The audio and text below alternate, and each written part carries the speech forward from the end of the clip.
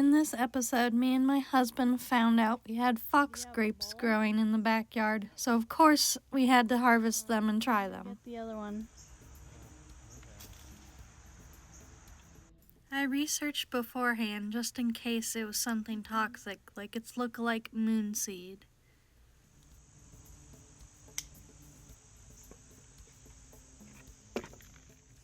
Sources from Missouri Botanical Garden due to contributions of Dr. Susan Kuhlman and Emma Warner on the research of pre-contact history of the use of Native American grapes,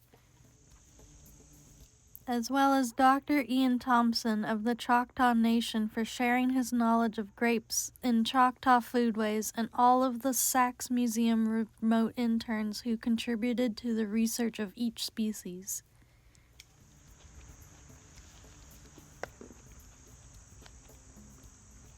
Fox grapes grow in the wild in North America and have been used by native people for hundreds of years as a food source.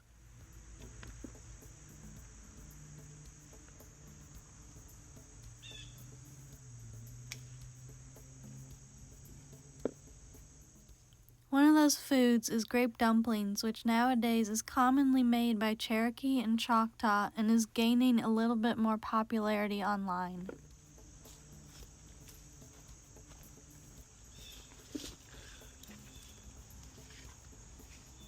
Some of these just aren't worth bringing down. Yeah, some of them are not gonna ripen, but it's okay. Now, directly above you is a load. Yeah, I know. We So gotta I'm moving this. We gotta pull the branch down. Back up.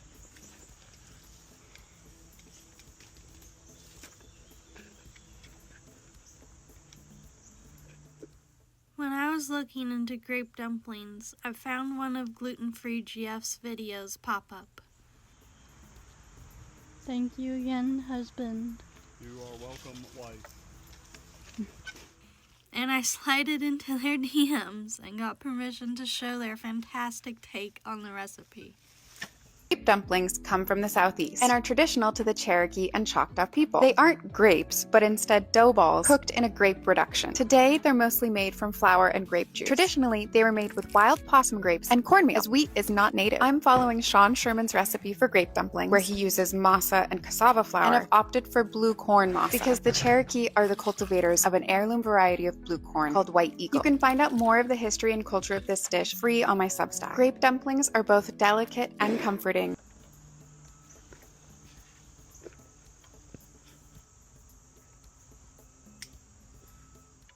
The book they refer to for the recipe is Turtle Island: Foods and Traditions of the Indigenous Peoples of North America by Kate Nielsen, Christine Donnelly, and Sheen Sherman. Goddamn. I definitely recommend looking at the description down below if you're interested in checking out this recipe. This property is, abundant with plant life. That's what happens when you just let things grow wild for decades. And then a witch moves in and they're like, oh my goodness, look at all this stuff that you used to just cut down because you don't care. I mean, there is more, but I don't like being up tippy top of the ladder. We have to just pull it down. Yeah, but that's not gonna happen. You can already tell this is going to be some foreshadowing for later.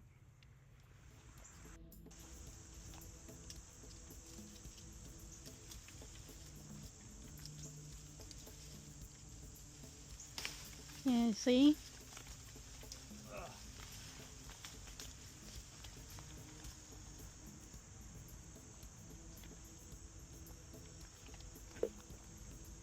don't know why you need so many grapes. Make yummy things.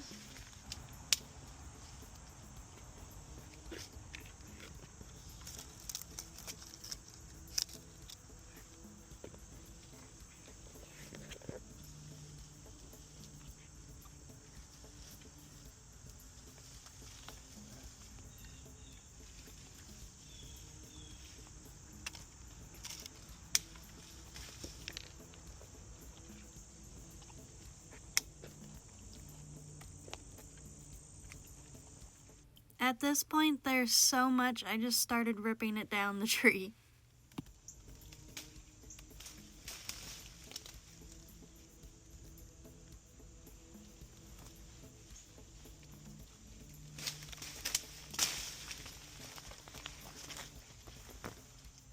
We got hawks circling overhead. Me? We have hawks. Of course, he caught me in the act trying to get more. More, we need more.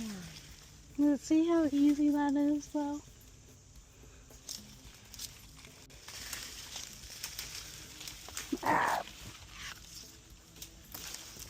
There. That's all I wanted to do.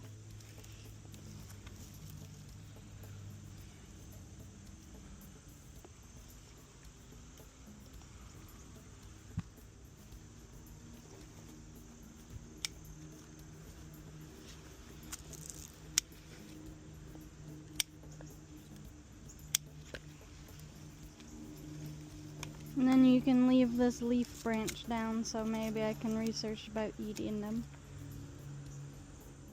Indeed, you can eat them, as well as use them for their herbal properties.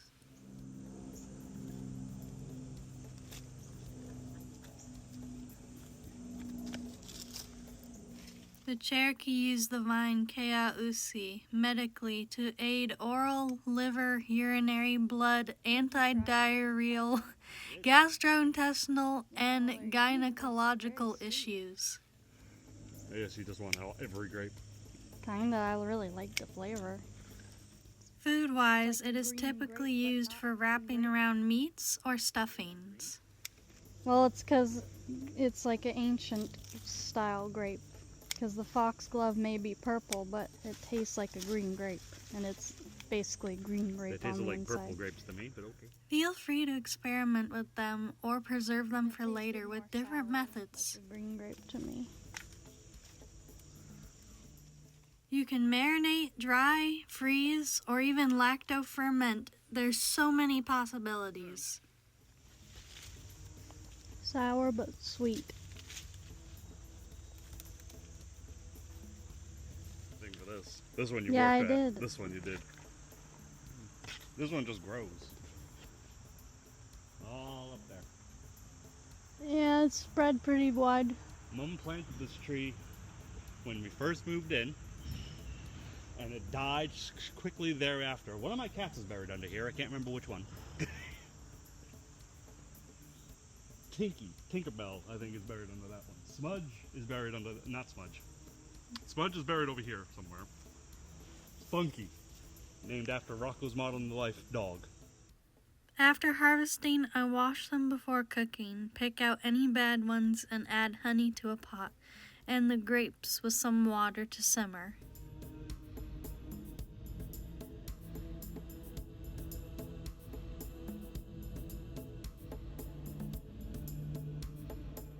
You can see that this is a seeded grape, so I plan to strain it and turn it into a jam.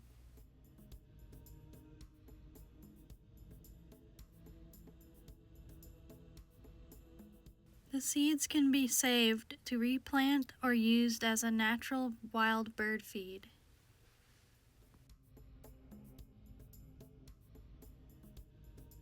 If you want juice for dumplings, you can also use this method with a bit more water.